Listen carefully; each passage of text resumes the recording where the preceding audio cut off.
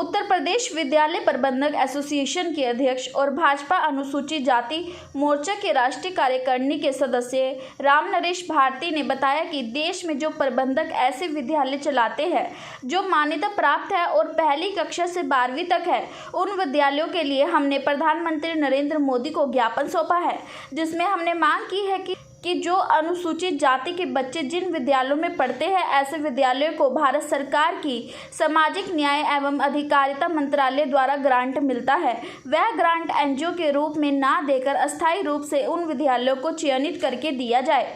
और साथ ही शिक्षा के मुद्दे पर कई मांगे भी की। देखिए हमारी स्पेशल रिपोर्ट में।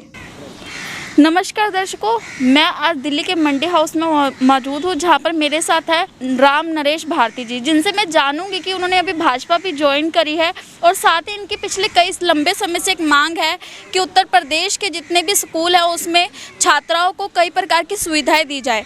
तो मैं इनसे जानूंगी उनका ये मुद्दा कहाँ तक पहुँचा और अभी तक सरकार ने और प्रशासन ने उनकी क्या मदद की है।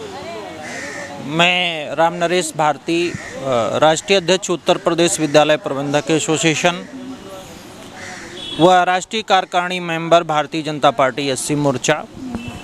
हमारी मांग जो उत्तर प्रदेश की थी बहुत पुरानी मांग है। 2018 से मैं दिल्ली में इसका संघर्ष कर रहा हूँ। सरकार ने, भारतीय जनता पार्टी की सरकार ने इसको बड़ा संज्ञान लिया है और उन्होंने इस मांग को विधिवत माना है। और बीच में हमने एक और सुझाव दिया था सामाजिक न्याय अधिकारिता मंत्रालय को कि एनजीओ के तौर पे जो ग्रांट मिलती है विद्यालयों को, वो ग्रांट स्थायी रूप पर दी जाए। इसका भी फैसला सरकार ने तय किया है और जल्दी उत्तर प्रदेश के जो लंबित विद्यालय हैं, जिनकी पत्रावली यहाँ का पड़ी हुई है 1 साल से, उनको बहुत ही जल्दी अनुदान मिलेगा। ऐसे विद्यालयों की संख्या उत्तर प्रदेश में 250 है। जैसे कि जो नई शिक्षा नीति आई है उसको लेकर भी आपने सरकार के सामने कई सवाल खड़े किए थे कि कुछ बदलाव होने चाहिए, कुछ इसमें कुछ ऐड होना चाहिए।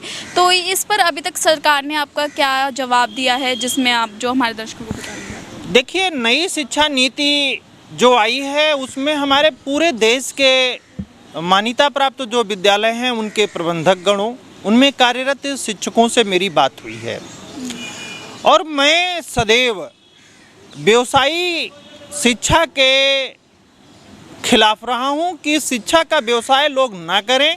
शिक्षा एक कल्याणकारी हो और सबको मिले।